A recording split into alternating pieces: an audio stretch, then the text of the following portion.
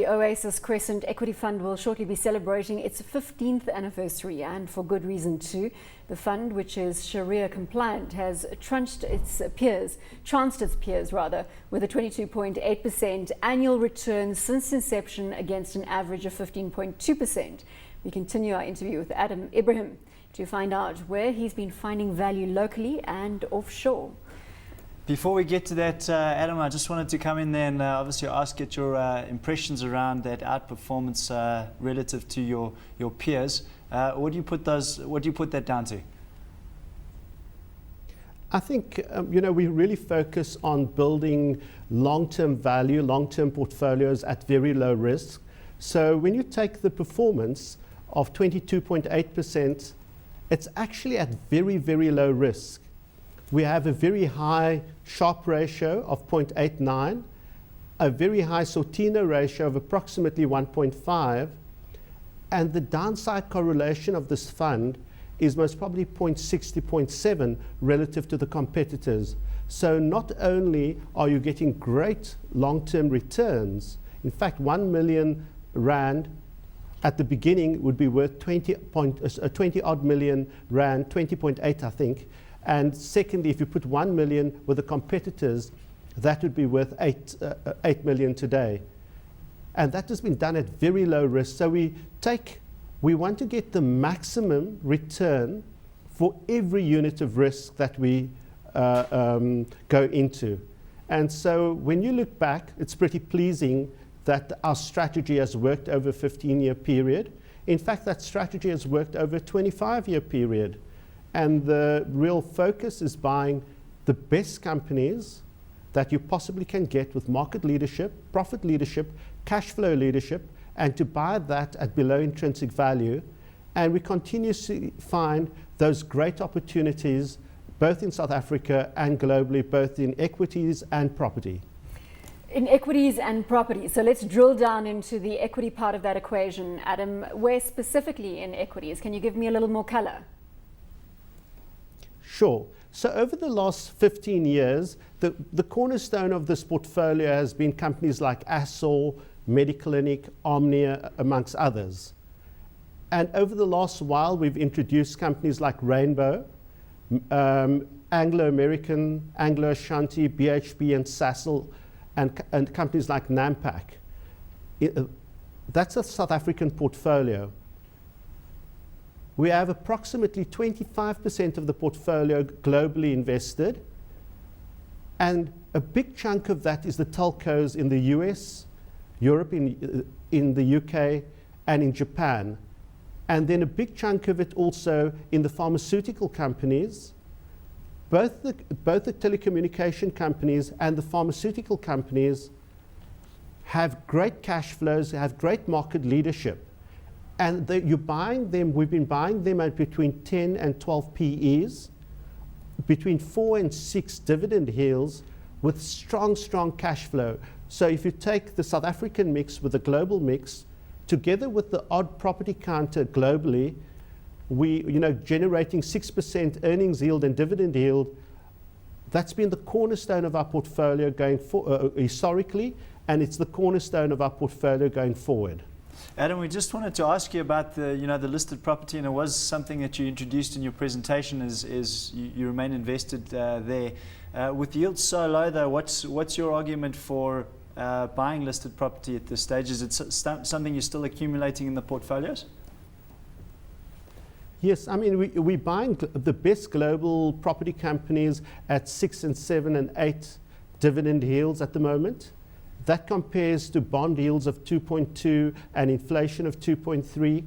And we think that buying the best companies in the best cities, in the best sectors, with the best management, from a long-term perspective is a great place to be.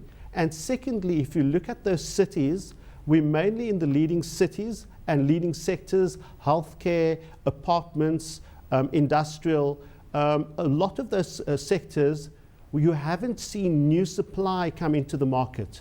So you should anticipate the demand-supply fundamentals for at least the next 3 to 4 years to be very, very favorable, ensuring that rentals increase, dividends increase, and cash flows increase.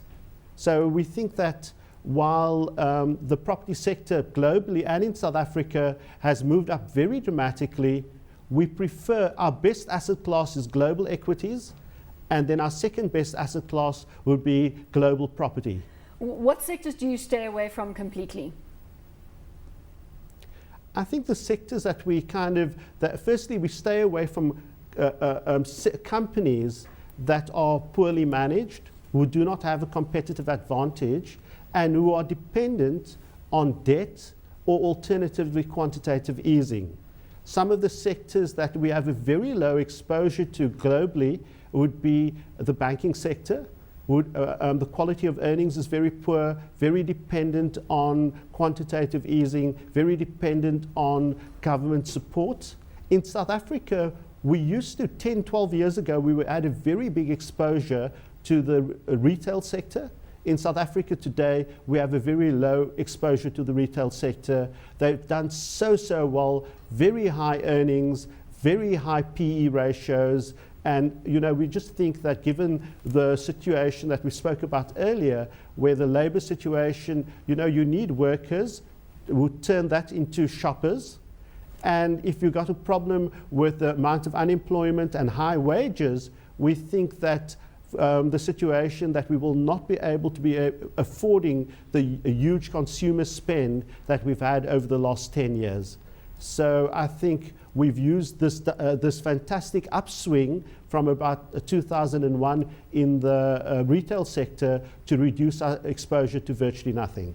Adam, I just wanted to come back to that listed property idea of yours, and obviously, pardon my ignorance, but we understand the fund is a Shari'ah compliant fund, and it can't invest in institutions that earn income from receiving interest. So my first question is, one, does your exposure in lieu of that to real estate almost act as a quasi exposure to financial instruments or financial institutions of some type?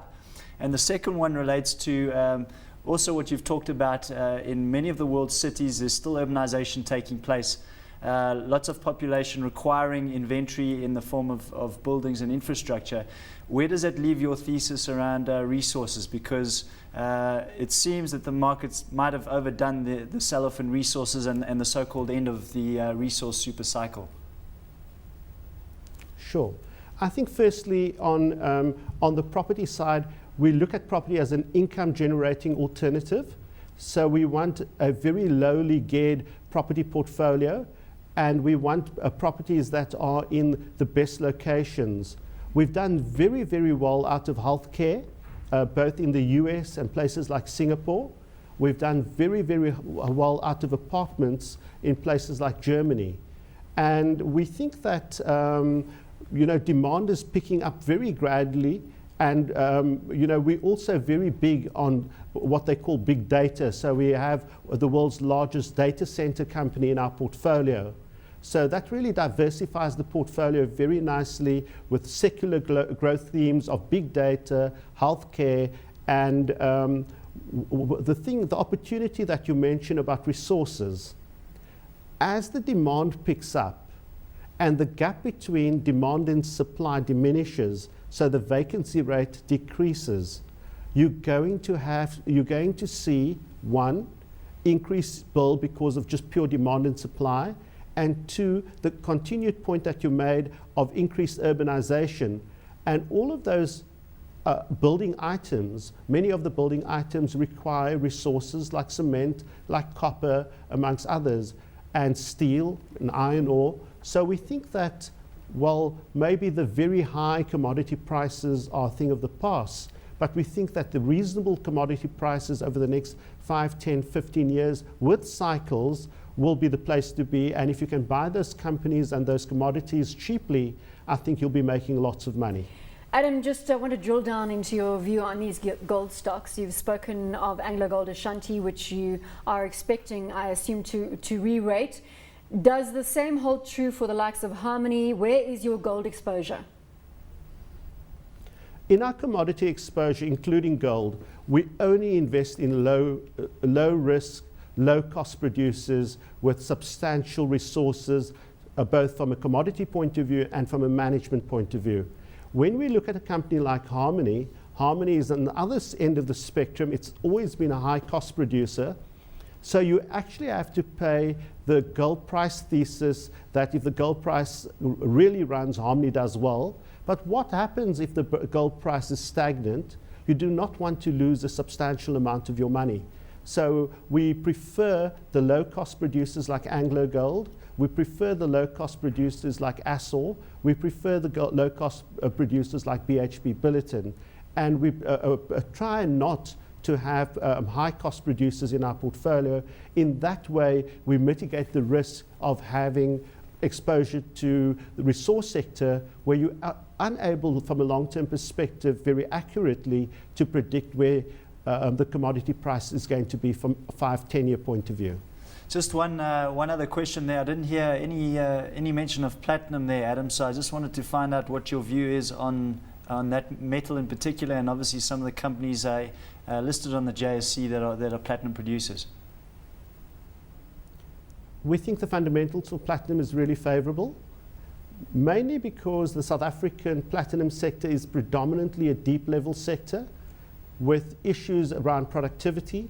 So the supply constraints and the high cost of the South African platinum sector will mean that over time the platinum price will drift up because most of the platinum is produced in South Africa, other than Russia and a bit in Zimbabwe and recycling. So South Africa is the dominant player, and therefore from a long-term perspective, as demand picks up, the price will reflect some of the underlying trends in South Africa. We are invested to a small way in Impala Platinum, but we invested much in a more significant way in a small new platinum, open cast platinum player, Platman, which is part of the Pallinger stable. So we invested both directly and indirectly in Platman. And interestingly, the last time we bought Platman on the Canadian exchange, we paid 11 Canadian cents. And the IDC invested 3.2 billion rand a few months ago at the equivalent of 101 Canadian cents.